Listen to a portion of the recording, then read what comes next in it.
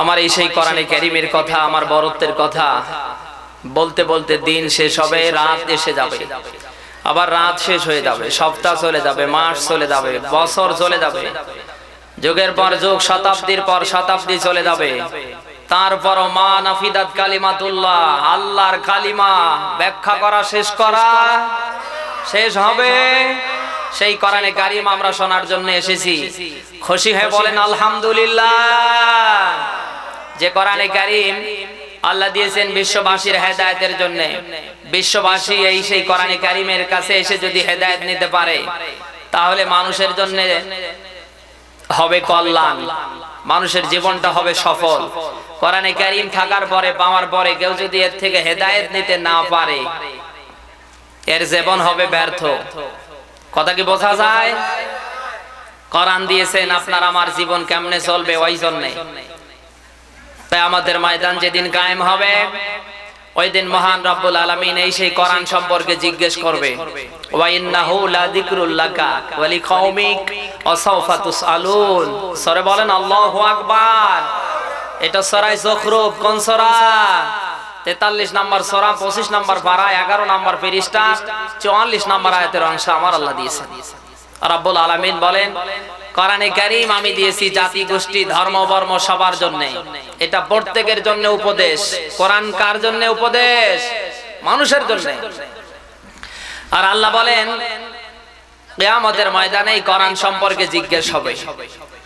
এখন কোরআন সম্পর্কে যদি কিয়ামতে আল্লাহর জিজ্ঞাসা হয়, আল্লাহ যদি আপনাকে জিজ্ঞেস করে, এখন আমি জানতে চাই আপনার ব্যক্তি জীবন থেকে নিয়ে শুরু করে রান্নাঘর থেকে রাষ্ট্র জীবন পর্যন্ত আল্লাহর কোরআন নেওয়ার দরকার আছে না নেই? কোরআন বাদ দিয়ে, ইসলাম বাদ দিয়ে কারো যদি ব্যক্তি জীবন, সমাজ জীবন, রাজনৈতিক জীবন, অর্থনৈতিক জীবন, এমনকি আজরাইলের আগ পর্যন্ত চলে, এটা কি আল্লাহ কবুল করবে? না, ফেরত দেবে। রাব্বুল আলামিন বলেন, ওমা ইয়াবতাগি গায়রাল ইসলামি দীনান ফালাই ইউকবালা মিনহু ওয়া ফিল আখিরাতি মিনাল খাসিরিন। বলেন আল্লাহু আকবার। এটা সূরা আলে ইমরান 3 নম্বর সূরা, 3 নম্বর পারা, 20 নম্বর পৃষ্ঠা আর 85 নম্বর আয়াতে আমার আল্লাহ দিয়েছেন। আর রাব্বুল আলামিন বলেন, বান্দা তোমার ব্যক্তি জীবন থেকে রান্নাঘর থেকে রাষ্ট্র জীবন পর্যন্ত যা হবে, এ যদি আমার ইসলাম দিয়ে, আমার কোরআন দিয়ে, আমার বিধান দিয়ে না হয়, আমি আল্লাহ তো কবুল করি না, বরং এগুলি ফেরত দেই। কথা শুনতেছেন? আপনার ব্যক্তি জীবন, সমাজ জীবন, অর্থনৈতিক জীবন, রাজনৈতিক জীবন, রাষ্ট্র জীবন, জন্ম থেকে আজরাইল আসার আগ পর্যন্ত জীবনের প্রত্যেকটা হবে কার বিধান দিয়ে? আল্লাহর বিধান দিয়ে যদি না হয়, রাব্বুল আলামিন বলেন আমি কবুল করি না, বরং ফেরত দেই। ওয়া ফিল আখিরাতি মিনাল খাসিরিন। আর আখিরাতের ময়দানে আমি আল্লাহ মানুষদের ক্ষতিগ্রস্ত করব। আমরা আখিরাতের ময়দান থেকে যদি ক্ষতিগ্রস্তের কাতার থেকে আমরা যদি সফল কামী মানুষের দলভুক্ত হতে চাই, আমাদেরকে বলেন তো কোরআন নেওয়ার দরকার আছে না নেই?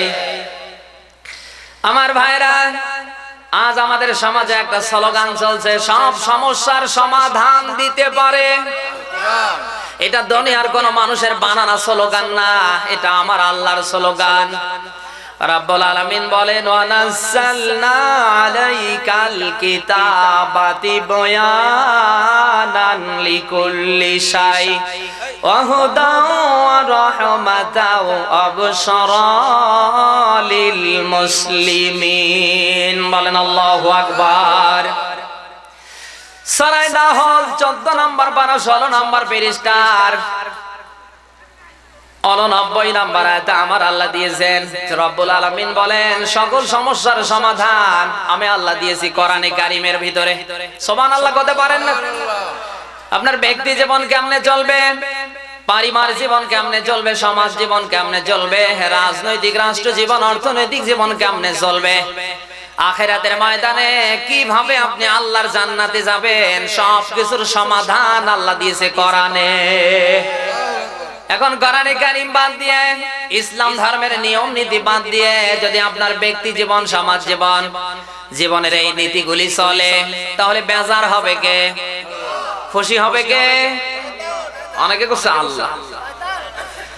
আল্লাহ যদি বেজার হয় আর শয়তান যদি কারো উপরে খুশি হয়, এই মানুষটাকে কোনোদিন জান্নাতে যেতে দেবে?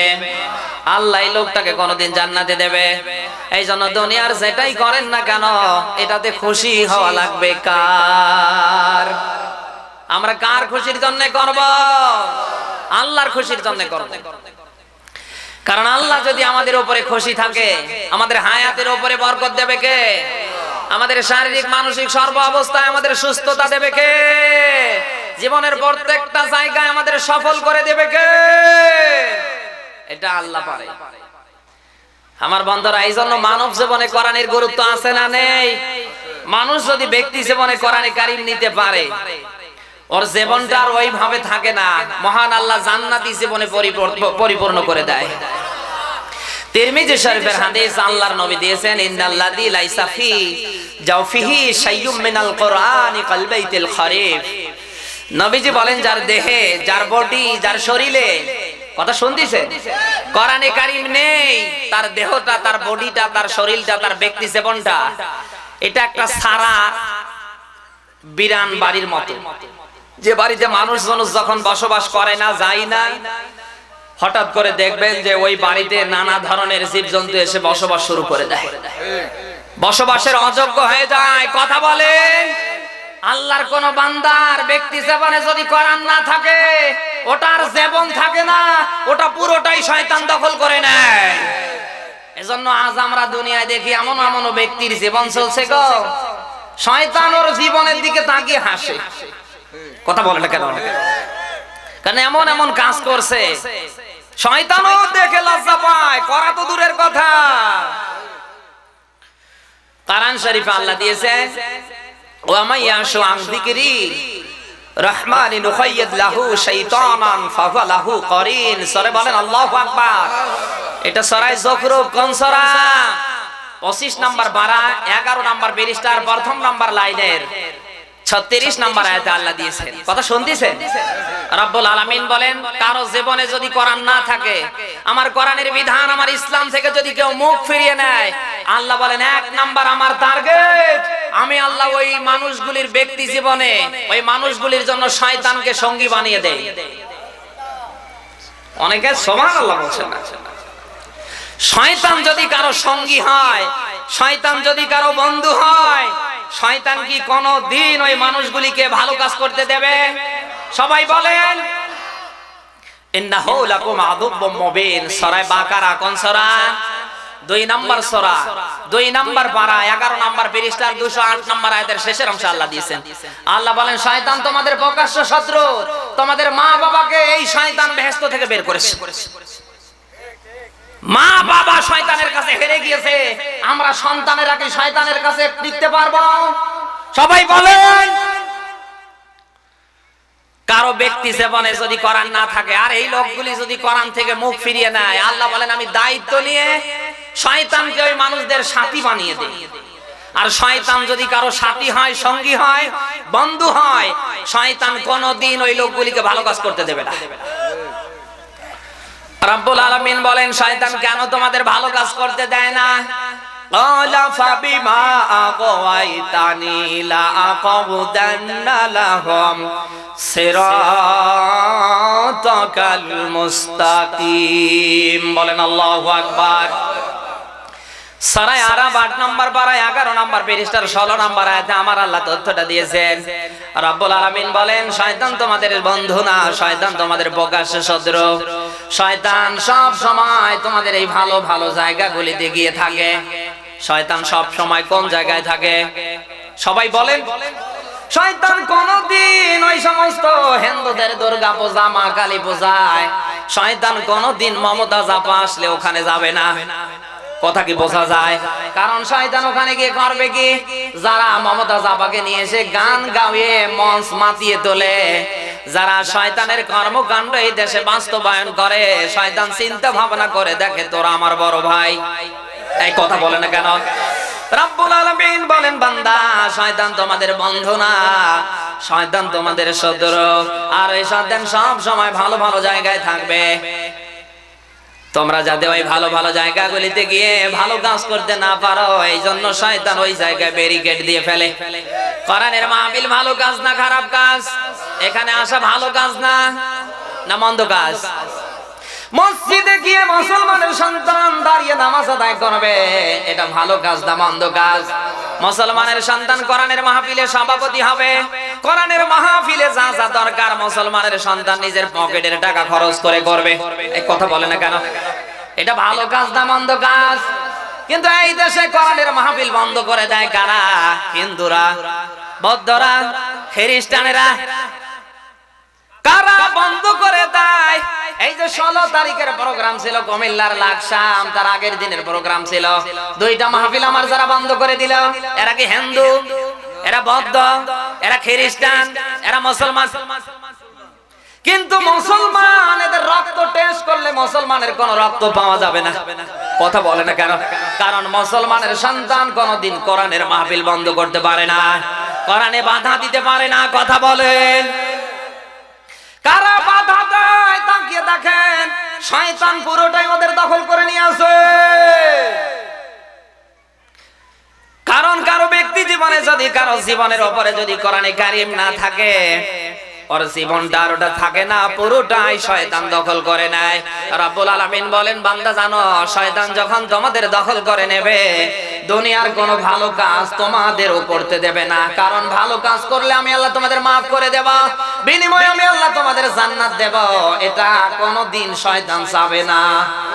এই জন্য আজান হয় মসজিদে, লোক কম না বেশি? কোরআনের মাহফিল হয়, লোকজন ডেকে ডেকে নিয়ে আসতে হয়, চা খাওয়াইয়া। এই কথা বলে না কেন? কোরআনের মাহফিল করার জন্য থানা থেকে অনুমতি নিতে হয়, ডিসি অফিসে যেতে হয়, জুতোর পর জুতো ক্ষয় হয়ে যায়। কথা বলে না কেন? কিন্তু এই দেশে যাত্রা করবেন, এই দেশে অশ্লীলতা, বেহায়াপনা, অন্যান্য সাংস্কৃতিক অনুষ্ঠান করবেন, কোন বাধা আছে? সবাই বলেন। আমার বান্দারা, এই জন্য আপনার জীবনে যদি কোরআনে কারীম থাকে, মহান রব্বুল আলামিন আপনার জীবনের প্রত্যেকটা জায়গায় সফলতা দেবে, আপনার জীবনটা সাকসেস হয়ে যাবে। আমাদের জীবন সাকসেস হওয়ার দরকার আছে না নেই? আমার বান্দারা, 2 নম্বরে রব্বুল আলামিন বলেন, যাদের জীবনে কোরআনে কারীম থাকবে না, আমি আল্লাহ রাব্বুল আলামিন তাদের জীবনটাকে আঁটুসাঁটু করে দেব, দঙ্কা করে দেব। কথা কি শুনতেছেন? এটা সূরা তাহা, কোন সূরা? 16 নম্বর পারা 19 নম্বর পৃষ্ঠার 124 নম্বর আয়াতে আমার আল্লাহ দিয়েছেন। রব্বুল আলামিন বলেন, কোন বান্দার ব্যক্তি জীবনে যদি কোরআন না থাকে, ইসলামের নিয়ম নীতি না থাকে, সে যদি ইসলামের বিধান থেকে, কোরআনে কারীম থেকে যদি মুখ ফিরিয়ে নেয়, আল্লাহ পাক বলেন ওর জীবনটাকে আমি আল্লাহ দঙ্কা করে দেই। দঙ্কা শব্দের অনেকগুলি ব্যাখ্যা, তার ভেতরে তার জীবনটাকে আল্লাহ আঁটুসাঁটু করে দেয়। সুখ আছে কিন্তু শান্তি? সবাই বলেন। ছেলে কথা শোনে না, মেয়ে কথা শোনে না, অধীনস্থ যত কর্মচারী আছে তাহাজ্জুদের নামাজ আদায় করে বলে, আল্লাহ সব শয়তান মারা যায়, এই শয়তানটা কেন মরে না? এত টাকা পয়সার মালিক হওয়ার পরেও রাতের বেলা ঘুম পারতে পারে না, ঘুমের ট্যাবলেট ছাড়া। কথা বলে না কেন? দোকানে গিয়ে হাজার হাজার টাকার জিনিস পকেটে নিয়ে বসে আছে, দেখছে, খেতে পারে না, কারণ শয়তান খেলেই মারা যাবে। যাদের জীবনের উপরে দঙ্কা, আপনি তাকিয়ে দেখেন এই মানুষগুলিকে, একটু পরীক্ষা নিরীক্ষা করেন, আপনি ওদের জীবনে কোরআন পাবেন না। এই জন্য কারো ব্যক্তি জীবনে যদি কোরআন না থাকে, রব্বুল আলামিন বলেন 2 নাম্বার আমি আল্লাহর গজব, ওর জীবনটা হয়ে যায় আঁটুসাঁটু, শান্তি নেই, সুখ আছে। কথা কি বোঝা যায়? এখন আমাদের জীবনটাকে যদি আমরা পরিপূর্ণ করতে চাই, কোরআন লাগবে কি লাগবে না? এই সেই কোরআনে কারীম আজ আমাদের মাঝে আছে, যে কোরআনে কারীমের সাথে মরা কাঠ যদি থাকে, মরা কাপড় থাকে, হঠাৎ করে যখন পড়ে যায়, মানুষ আর ওকে রাখতে চায় না। মরা কাঠ এবং মরা কাপড়, মরা কোরআনের সাথে থাকতে গিয়ে এতটা সম্মান আর ইজ্জত পেয়ে যায়, হঠাৎ করে যদি কোরআন থেকে আলাদা হয়ে মাটিতে পড়ে যায়, মানুষ কোরআনের মতো তুলে নিয়ে তারা আদর করে। কথা বলে না কেন? আমার বন্ধুরা, আমি জানতে চাই, কারো ব্যক্তি জীবনে যদি ওই কোরআনে কারীম থাকে, ওই কোরআনে কারীম তার জীবনে থাকার কারণে তার জীবনটা পরিবর্তন করে দিতে পারে কে? ওই রকম মরা কাপড়ের মতো মরা কাঠের মতো সম্মান ধরিয়ে দিতে পারে কে? বাস্তবতার উদাহরণ দিচ্ছে যে কোন গ্রামে প্রোগ্রাম করতে গেলাম, হঠাৎ করে লোকটা এসে বলছে, হুজুর আমার বাবার জন্য দোয়া করেন। তোমার বাবার জন্য দোয়া করবো, বলো আর কি? বলছে আমার বাবা দীর্ঘ দিন কবরে থাকার পরে নদীর ভাঙ্গনে বের হয়েছে, আমার বাবার লাশের ক্ষতি হয়নি, এমনকি তার সাথে যে কাপড়টা ছিল ওটারও পছন্দ ধরেনি। সুবহানাল্লাহ কথা পারেন না? জিজ্ঞেস করলাম, ভাই তোমার আব্বার এমন কায়দা হলো কি করে বলো তো? বলে হুজুর আমার আব্বা সব সময় কোরআনে কারীমকে মহব্বত করতো, ভালোবাসতো।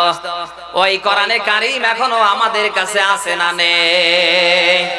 ওই কোরআন যদি আমাদের ব্যক্তি জীবনে নিতে পারি, ওই লোকটার মতো জীবন আমাদের তৈরি করে দেবে কে? সবাই বলেন। এই সেই কোরআনে কারীম আবু বকরের মতো মানুষ, ওমরের মতো মানুষ, রাসূলুল্লাহর অন্যান্য সাহাবীরা শুধু নিজের জীবনে লালন করার কারণে আজ তাদের জীবনগুলির দিকে তাকিয়ে দেখেন, একটা ফটো তাদের নেই, একটা পিকচার তাদের নেই, অথচ তাকিয়ে দেখেন হাজার হাজার মানুষ তাদের জন্য দোয়া করে কার কাছে? আরো জোরে বলেন। ওই কোরআন আমাদের জীবনে রাখার দরকার আছে না নেই? কথা বলছিলাম মানব জীবনে কোরআনের গুরুত্ব। ব্যক্তি জীবনে কারো যদি কোরআনে কারীম থাকে, ওর জীবনটা ওই রকমে থাকে না, ওর জীবনটাই পুরোটাই পরিবর্তন করে দেয় কে? ওই সময় বিশ্ব নবী মুহাম্মদ রাসূলুল্লাহ তার যে সমস্ত সাহাবীরা মাঝে মাঝে বিশেষ করে হযরত ওসমান রাদিয়াল্লাহু তাআলা আনহু কান্না করতেন। নবী জিজ্ঞেস করতেন, ওসমান এত জোরে কান্না করো কেন?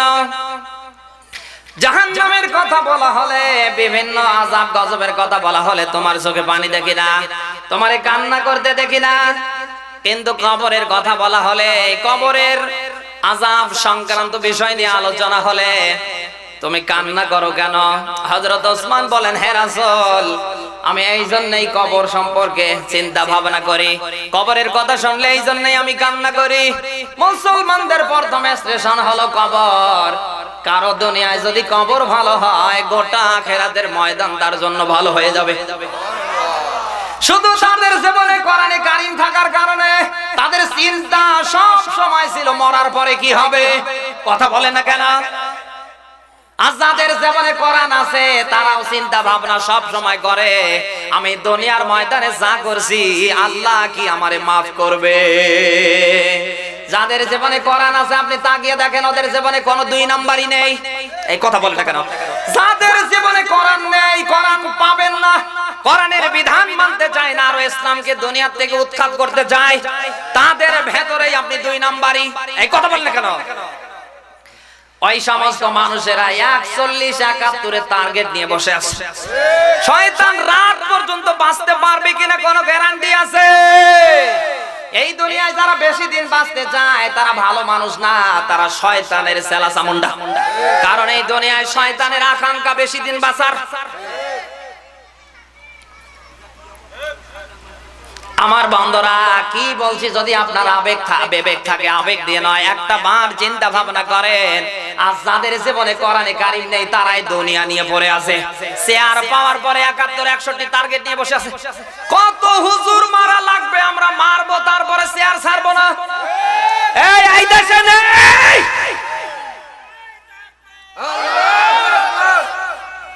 আমার ভাইরা, সেই সময় ক্ষমতা পাওয়ার পরে ক্ষমতার অপব্যবহার যে করেছিল সেই ছিল শয়তান।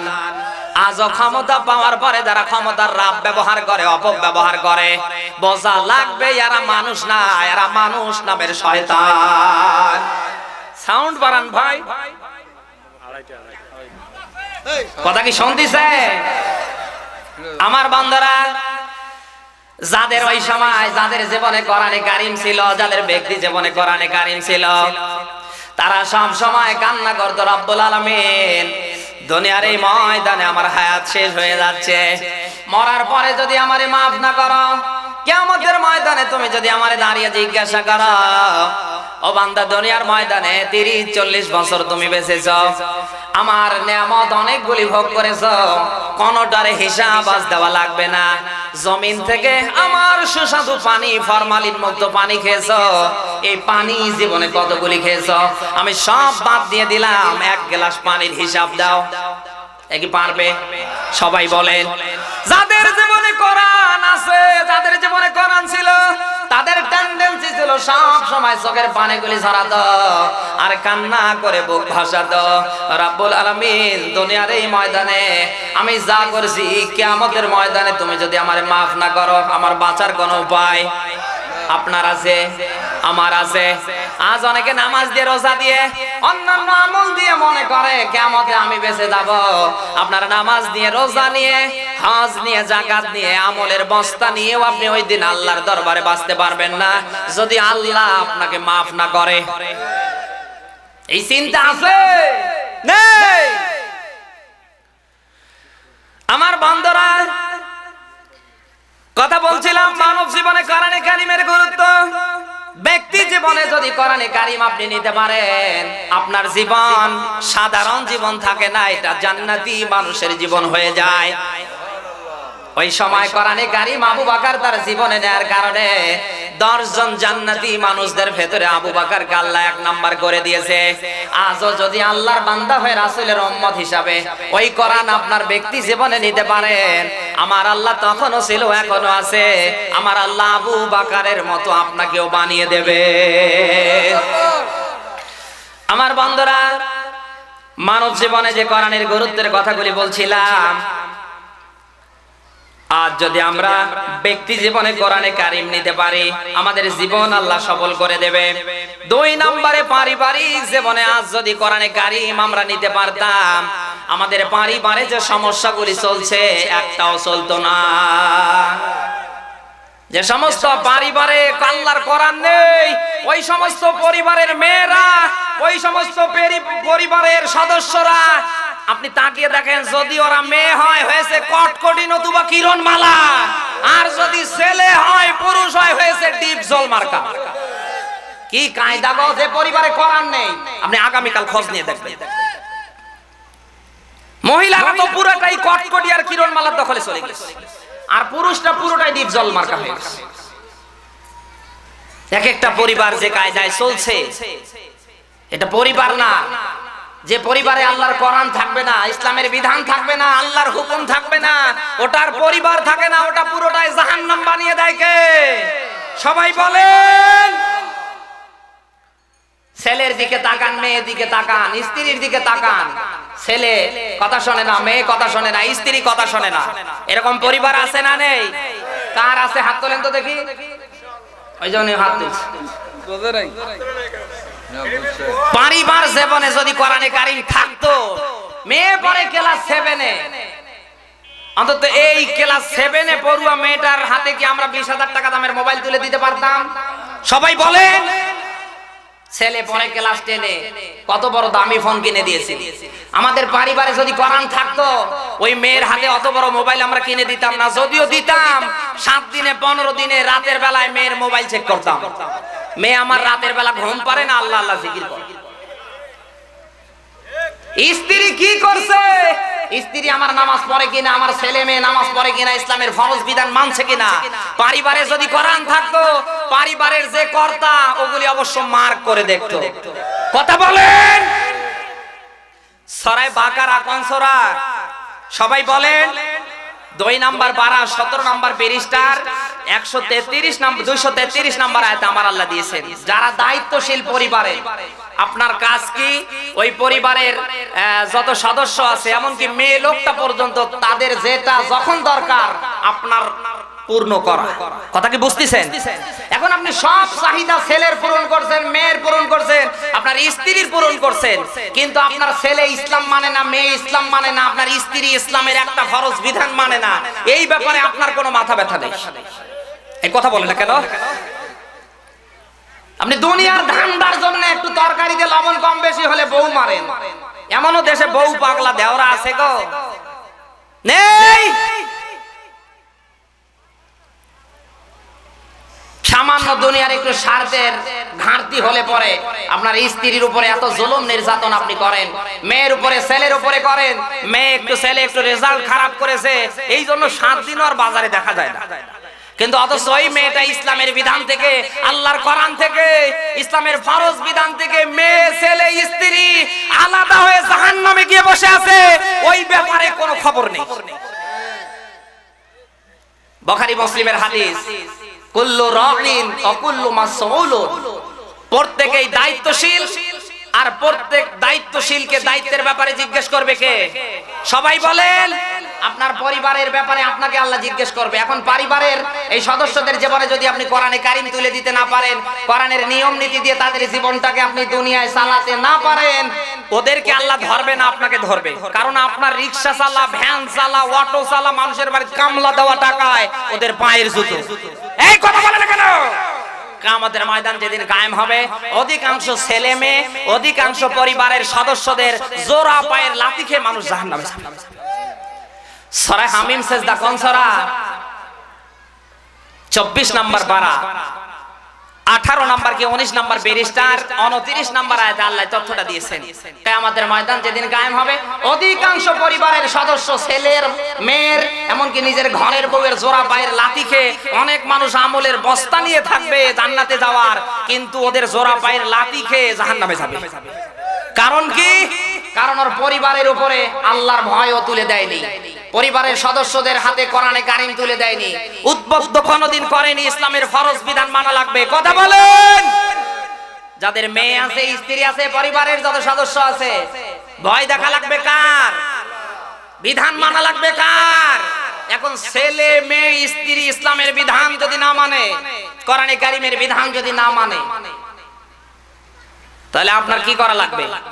এই কথা কোরআনে দেয়নি? জোরে বলেন।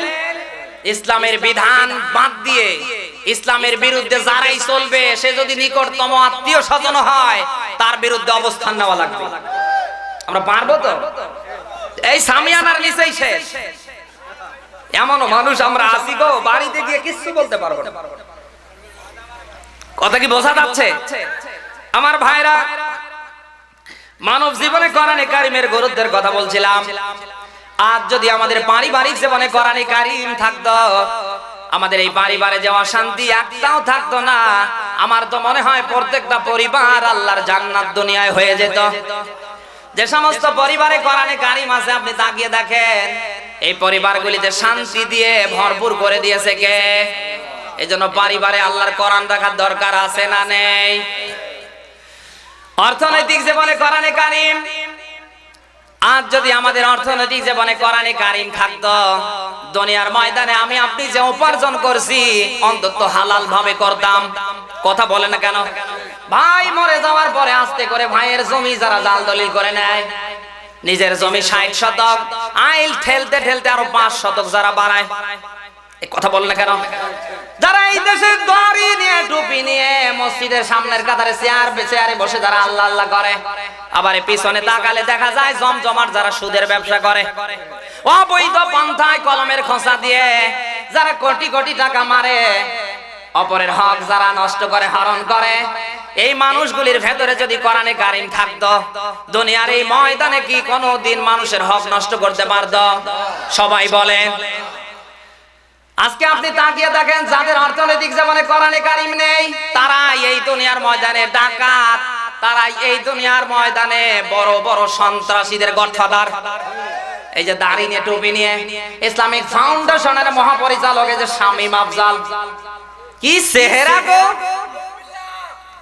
নিরীহ মসজিদের ইমাম মুয়াজ্জিনদের কোটি কোটি টাকা মেরে দিল।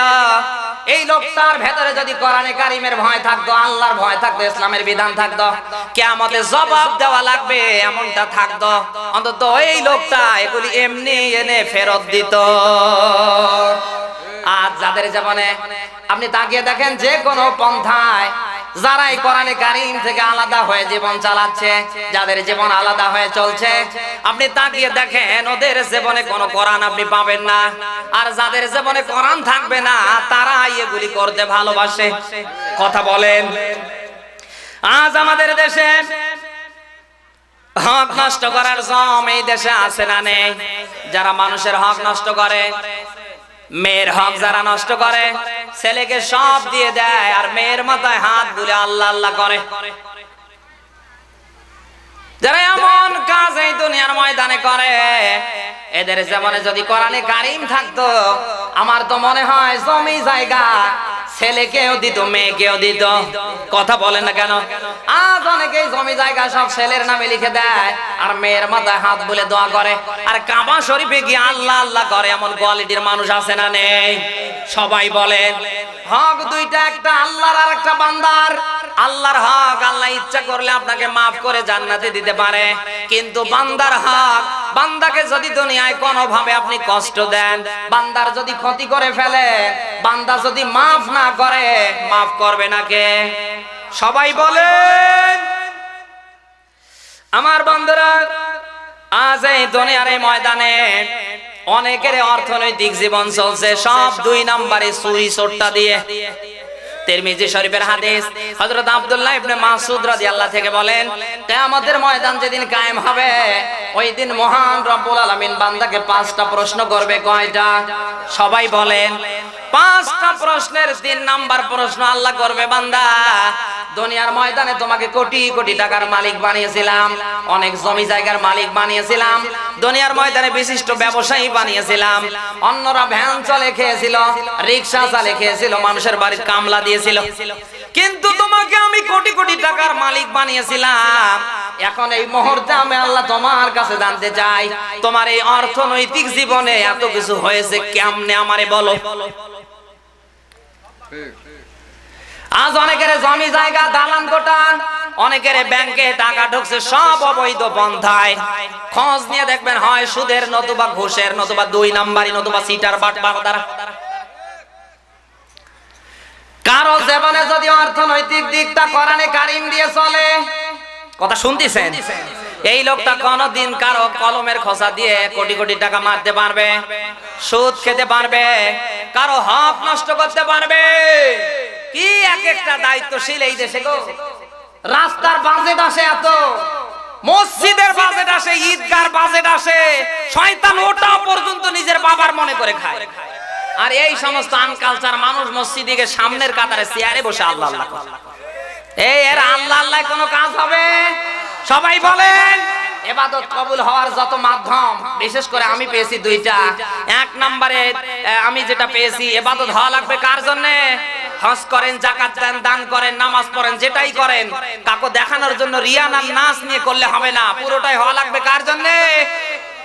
2 নম্বরে আপনি যেটা করছেন, এখন তো আপনার খাওয়া লাগবে, ইঞ্জিন চালা লাগবে, আপনি যেটা খাচ্ছেন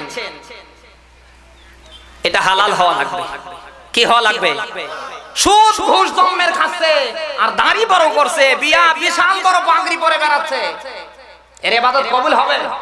জোরে বলেন। আমাদের অর্থনৈতিক জীবনে যদি আল্লাহর ইসলাম থাকতো, কোরআনে কারিম থাকতো, আমার আল্লাহর ভয় থাকতো, অন্তত আমাদের এই জীবনে আমরা কোনদিন 2 নাম্বারি করার সাহস পেতাম না। করছি কেন? আমাদের এই অর্থনৈতিক জীবনে ভয় নাই কার? আল্লাহর কোরআনের বিধান নেই। এখন আমাদের অর্থনৈতিক জীবনে আল্লাহর বিধান রাখার দরকার আছে না নেই? আল্লাহ পাক বলেন, মা আতাকুমুর রাসূল ফাখুযুহু ওয়া মা নাহাকুম আনহু ফান্তাহু। আল্লাহ বলেন, আমি আর রাসূলকে আমি যেটা দিয়েছি সেটা তোমরা গ্রহণ করো, আমার রাসূল যেটা থেকে বিরত ছিল তা তোমরা বর্জন করো। বিশ্ববাসীর জন্য আল্লাহর নবী মুহাম্মদ রাসূলুল্লাহ যা করেছেন, আজ গোটা দুনিয়ার মানুষের জন্য হালাল হয়ে আছে। সুবহানাল্লাহ কথা পারেন না? আল্লাহর নবী যেটা করেন নাই বিশ্ববাসীর জন্য, সেটা হারামে রূপান্তরিত করে দিয়েছে কে? সবাই বলেন। আপনার আমার অর্থনৈতিক জীবন চলবে রাসূলুল্লাহর অর্থনৈতিক জীবনের মধ্য দিয়ে। আমরা কি পারবো ইনশাআল্লাহ? আল্লাহ যেন তৌফিক দান করে, জোরে বলেন আমিন। এবার সমাজ জীবনে কোরআনে কারীমের গুরুত্বের কথা বলছিলাম। আর সমাজ জীবনে যদি কোরআনে কারীম থাকতো, এই সমাজে যত কিছু হচ্ছে এগুলি কি হতো? সবাই বলেন। বিশেষ করে তাকিয়ে দেখেন, জেনা, ব্যভিচার, ইফটিজিং, ধর্ষণ, মাননীয় প্রধানমন্ত্রী থেকে নিয়ে শুরু করে শুধু মসজিদের ইমাম আর মুয়াজ্জিনদের জায়গা বাদ দিয়ে প্রত্যেক জায়গায় ওরা, এই কথা বলে না কেন? আওয়াজ না দিলে বুঝি কি করে ভাই? শেষ করে দেয় নাকি?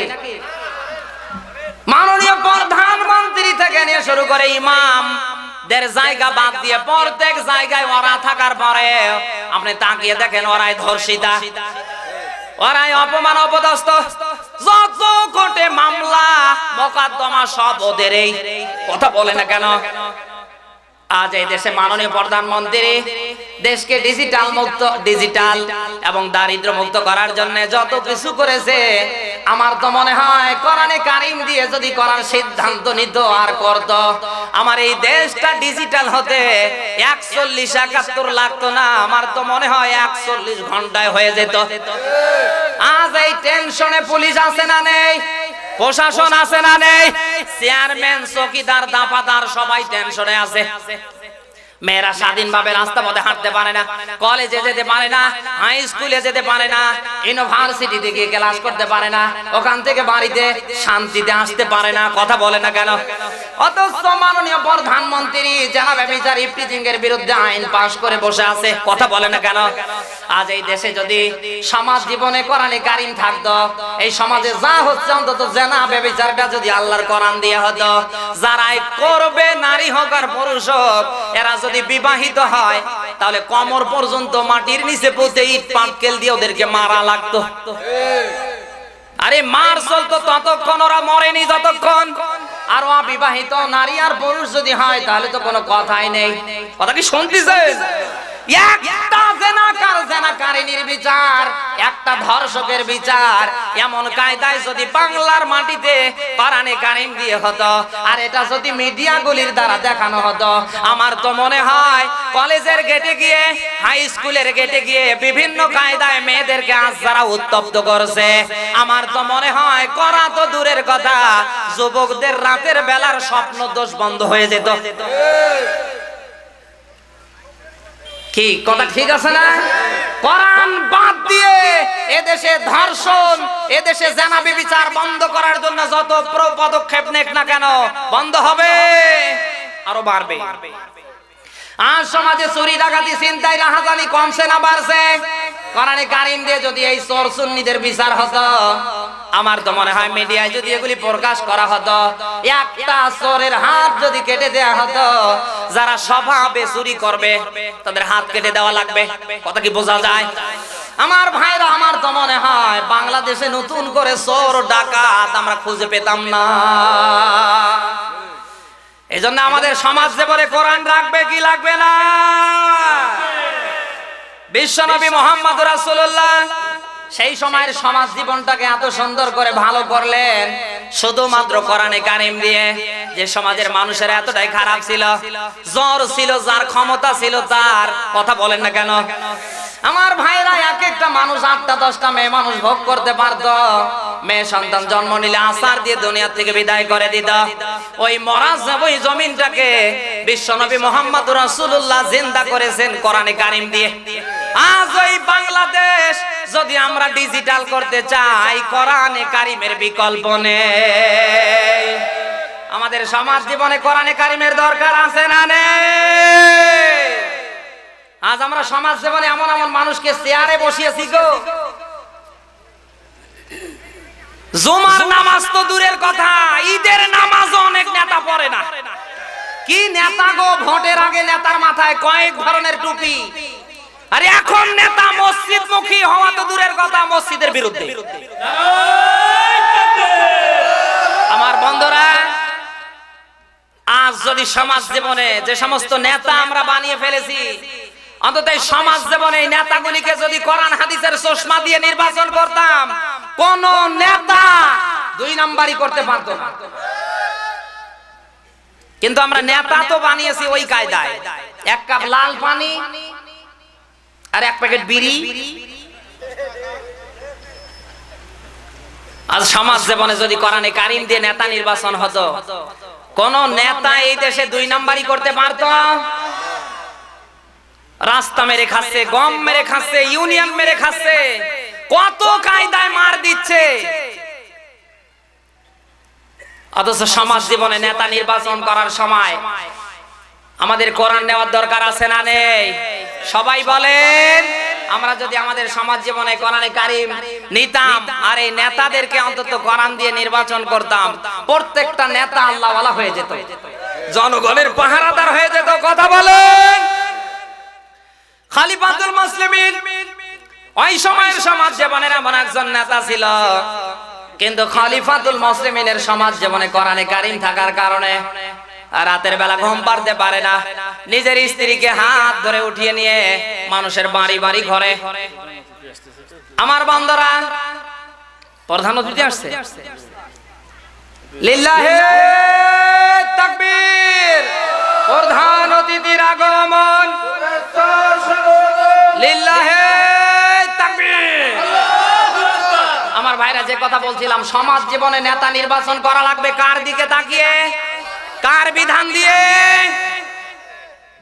ওই লাল পানির দিকে তাকিয়ে আর বিড়ি পেয়ে নেতা নির্বাচন করা যাবে না। কারণ ওই নেতা ক্ষমতায় চেয়ারে আসার পরে যত আকাম কুকাম করবে, আপনি না করেও কিয়ামতে ওর জন্য শাস্তি ভোগ করবে।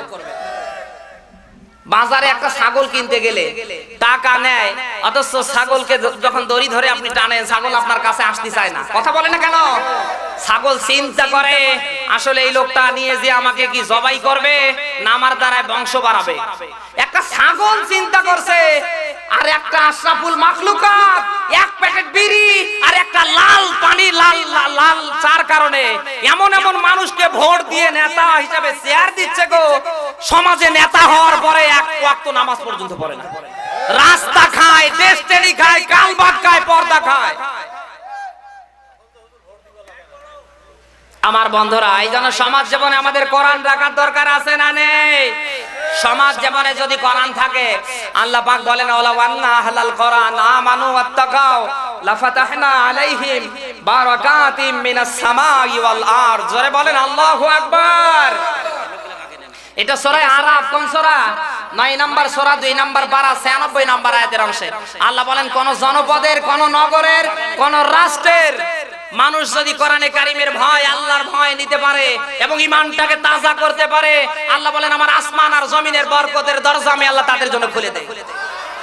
এখন আমাদের সমাজ জীবনে কোরআন থাকলে সমাজে শান্তি দেবে কে? সমাজের উন্নতি ঘটিয়ে দেবে কে? একটু সামনে আমরা একটু চাপিয়ে চাপে আসি ভাই। সামনের এই যে ফাঁকা জায়গা, আপনারা তো সিস্টেম করতে ভুল করে ফেলেছেন। আমার ভাইরা, কথা বলছিলাম মানব জীবনে কোরআনে কারীমের গুরুত্ব। মানব জীবনে কোরআনে কারীমের এত বড় গুরুত্ব, আজ যদি আমাদের জীবনটা কোরআনে কারীম দিয়ে চলতো, বিশেষ করে রাজনৈতিক জীবন আজ অনেকের চলছে আল্লাহর কোরআন ইসলামের বিধান ছাড়া। কথা বলে না কেন? পৃথিবীতে যদি কেউ কোরআনে কারীম দিয়ে রাজনীতি করত, কোন দিন অপরের হক নষ্ট করে ক্ষমতায় টার্গেট নিয়ে থাকতো না। কোরআন দিয়ে যদি রাজনীতি করত, মানুষের উপর জুলুম করতে পারত, নিরপরাধ মানুষগুলির নামে মামলা দিয়ে জেলখানায় নিয়ে কালার করতে পারত। সবাই বলেন, শুধু রাজনৈতিক জীবনে কোরআনে কারীম না থাকার কারণে আপনি তাকিয়ে দেখেন, মনে যেটা চায় সেটাই করে। এইরকম রাজনৈতিক নেতা এই দেশে আছে না নেই? এই জন্য রাজনীতি করা লাগবে কি দিয়ে? কোরআনে কারীম দিয়ে যদি রাজনীতি হয়, ওটা রাজনীতি না, ওটা পেট নীতি। ভাই, এই যে সামনে অনেক ফাঁকা জায়গা, আপনার আমি যদি এইভাবে কথাই বলি, ওয়াজ করব কখন? মানুষগুলো একটু আগে এসো। এ ভাই, সামনে ফাঁকা জায়গা আছে, একটু আগে আসেন না কেন? আমার ভাইরা, মানব জীবনের বিশেষ করে রাজনৈতিক জীবন চলা লাগবে কোরআনে কারীম দিয়ে। এরপরে রাষ্ট্র জীবন মানুষের চালানো লাগবে কোরআনে কারীম দিয়ে। আজ এই দেশে যারা রাষ্ট্র জীবনে বড় বড় দায়িত্ব নিয়ে আছে, এই মানুষগুলি যদি কোরআনে কারীম নিয়ে রাষ্ট্র চালাতো, আমার তো মনে হয় মদিনার পরে নতুন একটা মদিনা বাংলাদেশ হয়ে যেত। কিন্তু যারা রাষ্ট্র জীবনে বড় বড় ক্ষমতায় আছে, অধিকাংশ মানুষের চরিত্র আদর্শ 2 নাম্বার। কথা বলে না কেন? এমন এমন মানুষের আদর্শ চরিত্রের দিকে তাকিয়ে শয়তান লজ্জা পায়। সব সময় নিজের আখের গোছাচ্ছে, আর অন্য মানুষ, অন্য দলের নেতা কর্মী কি হয় হোক, ওটা দেখার বিষয় নেই। নিজে ঠিক থাকলে আনাব, এরকম কোয়ালিটির মানুষ আছে না নেই? এই জন্য রাষ্ট্র জীবনে যদি আমাদের কোরআন থাকে, আমাদের রাষ্ট্র জীবনে বিশেষ করে আমরা যারা দায়িত্বশীল, অন্তত অপরের উপরে জুলুম নির্যাতন অপরকে কালার করা তো দূরের কথা, অপরের হক নষ্ট করা তো দূরের কথা, আমরা তাদের জন্য পাহারাদার হয়ে যেতাম। একমাত্র পারছি না, আমাদের জীবনে নেই আল্লাহর কোরআন। রাষ্ট্র জীবনে আল্লাহর কোরআন রাখার দরকার আছে না নেই? কি জুলুম চলছে গো বিরোধী দলীয় নেতা কর্মীর উপরে, বিশেষ করে হুজুরদের উপরে। আগের জেলখানার দিকে তাকিয়ে দেখেন, আগের জেলখানায় চোর ছিল, বাটপার ছিল, চিটার ছিল। আর এখনকার জেলখানায় চোর পাবেন না, চিটার পাবেন না। আর এখনকার জেলখানায় তাকালে পাবেন আমার মতো টুপিওয়ালা। কথা বলেন না কেন? রাষ্ট্র জীবনে যে জুলুম চলছে, অন্তত মানুষের এই রাষ্ট্র জীবনে যদি আল্লাহর কোরআন থাকতো, আল্লাহর ভয় থাকতো, আমি যে মানুষটার উপরে জুলুম করছি, এই লোকটার তো কোনো অপরাধ নেই, দোষ নেই, অথচ লোকটার বিরুদ্ধে মামলা দায়ের করে থানায় দিলাম, ওখান থেকে ট্রান্সফার করে লোকটাকে চালান করে 10 বছর 20 বছরের জন্য জেলখানায় রাখলাম, এরপরে ফাঁসি দিয়ে মারলাম। এই যে লোকটার পরিবার নষ্ট হয়ে গেল, রাতের বেলা সবাই ঘুম পারে, ওই লোকটার ঘরের বউ কান্না করে, মা বাবা ইয়াতিমের মতো, ছোট বাচ্চার মতো হাউমাউ করে কান্না করে, ছেলে মেয়েরা ইয়াতিমের মতো কান্না করে। কথা বলে না কেন? এতটুকুন রাষ্ট্র জীবনে যারা আমরা নেতা, এতটুকুন যদি আল্লাহর কোরআন নিতাম, আল্লাহর ভয় রাখতাম, আমার তো মনে হয় জুলুম করা তো দূরের কথা, এক একটা মানুষের জন্য আমরা দায়িত্বশীল হয়ে যেতাম। আজ যারা তোমরা মানুষের উপরে জুলুম করছো, আমি ভালো করে তোমাদের জন্য বলছি, ওই সময় বাদশা সাদ্দাত এত পরিমাণ মানুষের উপরে জুলুম দিত, এত পরিমাণ জুলুম করত, 22টা রাষ্ট্রের স্বর্ণ মুদ্রা দিয়ে বেহেশত বানিয়ে ফেলল। এবার বেহেশত দেখার জন্য এসেছে, মহান রব্বুল আলামিন হযরত আজরাইলকে পাঠিয়ে দিয়েছে। বেহেশতের গেটে আজরাইল দাঁড়িয়ে আছে। বাদশা সাদ্দাত নিজের বেহেশত প্রদক্ষিণ করবে, গেটে এসে দেখে একজন ভিক্ষুক সাদা কাপড় পরে দাঁড়িয়ে আছে। কথা কি শুনতেছেন? বাদশা সাদ্দাত বলে, কে গো তুমি? কোথায় তোমার বাড়ি, কোথায় তোমার ঘর, কোন দেশের ফকির তুমি আমারে বলো। আজরাইল বলে, আমি দুনিয়ার কোনো ফকির না, কোন দেশে আমার বাড়ি না, কোন দেশে আমার ঘর না, আমার বাড়ি আমার ঘর হলো আরশে আজিমে। সুবহানাল্লাহ বলতে পারে না? আমি দুনিয়ার কোন ব্যক্তি না, আমি হলাম মালাকুল মউত আজরাইল, আমি এসেছি তোমার জান কবজ করার জন্য। বাদশা সাদ্দাত বলে, বলো কি? 22 বছর ধরে মানুষের উপর জুলুম নির্যাতন দিয়ে মেয়েদের শখের জিনিস সোনা রূপা কানে মেয়েরা নিতে পারেনি, আমি জোর জুলুম করে সোনা রূপা সব রাষ্ট্রের নিয়ে আমার বেহেশত বানিয়েছি, এখন আমি ভোগ করব, তুমি আমার জান কবজ করবে মানে? আমার একটু সুযোগ দাও। ফেরেশতা আজরাইল মালাকুল মউত ডেকে বলে, ও বাদশা সাদ্দাত, এক সেকেন্ড তোমাকে দেয়া হবে না, আমার আল্লাহ পাঠিয়েছে তোমার জান কবজ করার জন্য। বাদশা সাদ্দাত যাহা ঘর থেকে নেমে পাটা ওই দরজার কাছাকাছি দিয়েছে, মহান আল্লাহর হুকুমে আজরাইল ধাক্কা মেরে দুনিয়া থেকে ওরে বিদায় করে দিয়েছে। আমার বন্ধুরা, যারা মানুষের উপরে জুলুম নির্যাতন অন্যায় ভাবে যারা 71 61 টার্গেট নিয়ে বসে আছে, খোদার কসম করে বলি, বাদশা সাদ্দাতের মতো আল্লাহ ওদের জীবন করে দেবে। কথা শুনতেছো? ইন্নাল্লাযীনা ফাতানুল মুমিনিনা ওয়াল মুমিনাত, আল্লাহ বলেন নিশ্চয় যারা জুলুম করে মুমিন নারী আর পুরুষের উপরে, আল্লাহ বলেন ওরা যদি মাফ না করে আমি আল্লাহ ওদের মাফ করব। এজন্য রাষ্ট্র জীবনে যদি কোরআনে কারীম থাকতো, আজ এই দেশটা মদিনার পরে নতুন একটা মদিনা হয়ে যেত।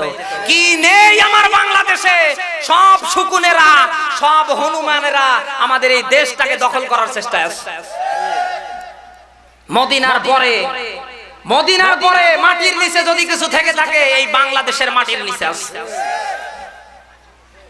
অথচ এই দেশে সিটার বাটপার, ইসলাম বিরোধী, কোরআন বিরোধী মুসলমান নাম সেজে বসে আছে। আসলে ব্লাড টেস্ট করলে ওর রক্তে মুসলমানের রক্ত পাওয়া যাবে না, পুরোটাই আব্দুল্লাহ ইবনে উবাইর রক্ত পাওয়া যাবে। এই এমন কোয়ালিটির মুসলমান এই দেশে নেই। কি দাড়ি গো, কি টুপি, কি বড় জুব্বা পরে জুমার নামাজ পড়ে সামনের কাতারে, অথচ কোরআন শুনলেই রাগ করে। আর যদি এই দেশের মুসলমান মুনাফিক না শাস্তো, নতুন করে এই দেশে একটা আলেমের বিরুদ্ধে কেউ মামলা দিতে পারতো? পারতো না। কেন মামলা দিচ্ছে? কোরআনের মাহফিল প্রশাসন বন্ধ করে না, আওয়ামী লীগের লোক বন্ধ করে না, বন্ধ করে ওই মুনাফিক মার্কা এ সমাজের মুসলমান যারা। আগামী কাল থেকে মুসলমানেরা যদি মুনাফিকি ছেড়ে দেয়, আমার তো মনে হয় মুসলমানের দিকে চক্ষু উঁচু করে তাকাবে এমন কোন রাম আর বামের শক্তি আছে? সব হচ্ছে কার ইশারা ইঙ্গিতে? নামধারী ওই মুনাফিক মার্কা মুসলমানের দিকে। কথা বলেন কেন? আজ এই দেশে সংখ্যাগরিষ্ঠ মুসলমানের দেশ, অথচ সুপ্রিম কোর্টের মাথায় একটা গরিব দেবী বসে নাচছে। এদেশে হিন্দু বৌদ্ধ খ্রিস্টান যদি সংখ্যাগরিষ্ঠ হতো, ওখানে আরো কয়েকটা ঝুলুক আমরা প্রতিবাদ করতাম না। কথা বলেন। কিন্তু মুসলমানের দেশে সুপ্রিম কোর্টের মাথায় মেয়ে মানুষ ঝুলছে।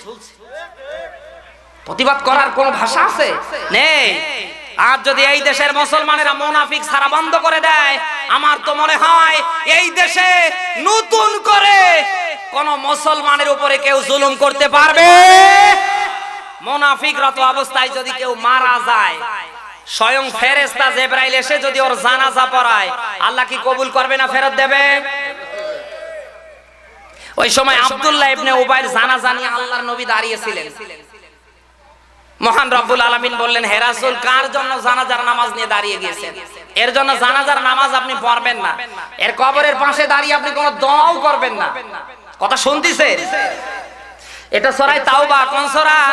10 নম্বর পারা 18 নম্বর পৃষ্ঠার প্রথম নম্বর লাইনের 80 নম্বর 84 নম্বর দুইটা আয়াত আল্লাহ দিয়েছেন।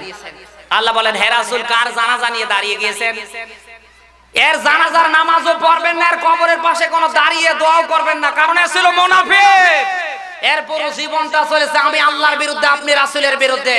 আজ ওই আব্দুল্লাহ ইবনে উবাইর টুপি নিয়ে, দাড়ি নিয়ে, বড় পাগড়ি নিয়ে যারা আশিকে রাসূলের দাবি করে, এদেশে ইসলাম কায়েম হবে, কোরআন কায়েম হবে, এদেশের হুজুররা ক্ষমতায় যাবে, যারা এটা চায় না, ওটা মরার পরে ওর জানাজা দেওয়ার দরকার নাই, কুকুর শুকুরের মতো পা দিয়ে লাথি মারে কবর রাখে।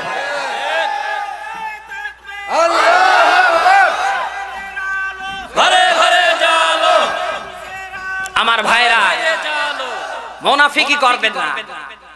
মুসলিম শরীফের হাদিস আবু হুরায়রা বর্ণনা করেন, মুনাফিক যৌনাঙ্গী ছাগির মতো। এদেশে ছাগল আছে না, যখন গরম আসে এর কাছে একবার যায়, আমার কাছে একবার যায়, স্বার্থের কারণে। যখন আর চাহিদা মিটে যায় আর কারো কাছে যায় না।